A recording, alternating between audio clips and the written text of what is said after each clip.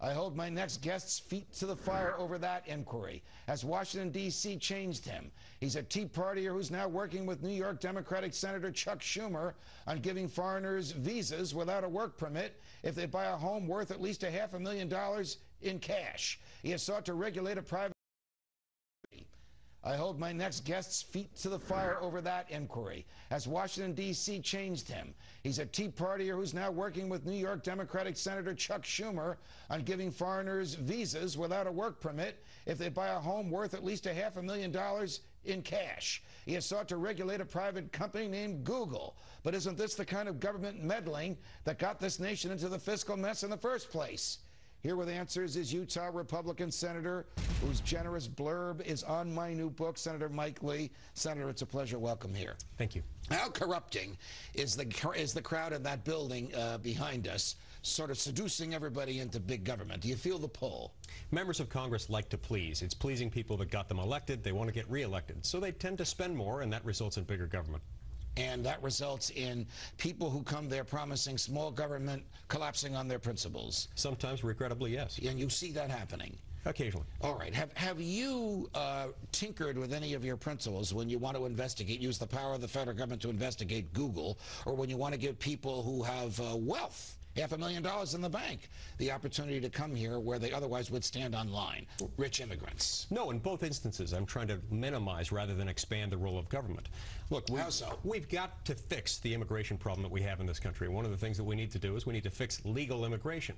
We have a number of laws that result in visas issuing from time to time, but the process can take years, it can cost a lot of money, and it tends to discourage the very kind of immigration that we want to have happen right here in this country. All right, so if you buy a house for $500,000 in cash, you can't use a mortgage.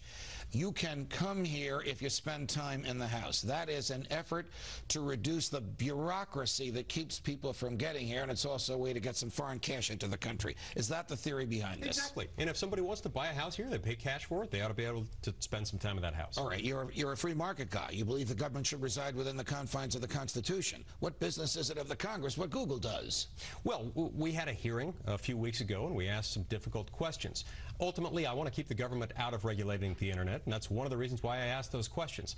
I think Google can, and has in the past, and will in the future, proven itself able to regulate itself. And I think that's what's going to happen there. I don't want the government to intrude more into their business or anyone else's. Okay, all right. The good idea, but you know that sometimes good ideas have adverse consequences when the government gets involved. Is the purpose of the inquiry in Google any legislation, or is the purpose to keep the government off of Google's back? My purpose is to keep the government off Google's back. All right. When the government says to Google, you know those tapes that the kids in Lower Manhattan took of the police kicking the daylights out of them, the YouTube stuff, would you take it down?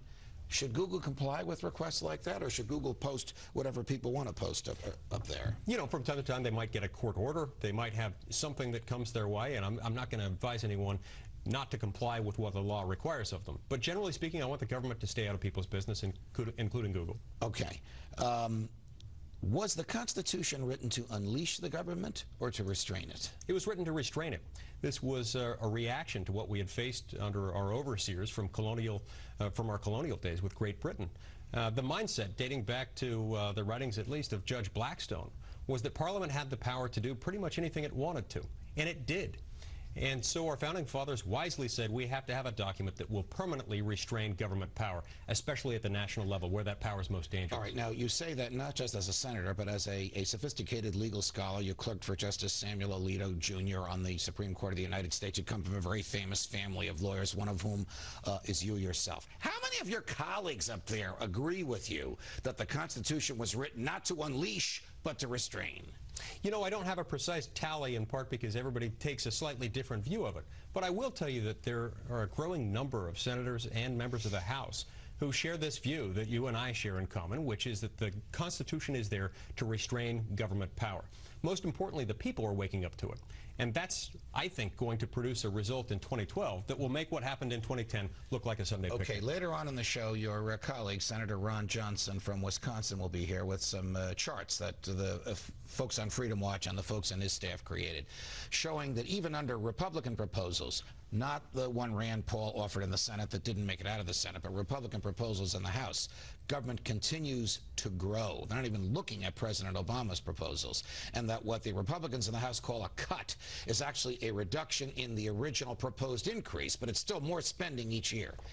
If Republicans, when they control the House, animated by the Tea Party, increase spending each year, what hope do we have that we will ever begin to see a decrease in spending, a living within the government's limits? Or is there no such hope? It certainly becomes discouraging at this point, but I'll put it this way. The people throughout this country are waking up to the fact that we can't continue to spend this way. We can't continue to tell people, yeah, we're cutting, when in fact we're expanding what government spends. And so the cuts are inevitable. They will be made one way or another. It's just a matter of how draconian, how painful, how immediate, and how abrupt they will be. Anything good going to come from the supercommittee? You know, Or do the lobbyists know more about it than you do? I continue to harbor the same concerns about the supercommittee that I had in the very beginning, which is you shouldn't take a process that's designed to work in two open, transparent bodies of Congress. Right. One consisting of 100, the other of 435. And put it behind closed doors. Put it behind closed doors with only 12 people and say, whatever they come up with, you give it an up or down vote, no opportunity for amendment. That's wrong. Senator Mike Lee, it's always a pleasure. Thanks for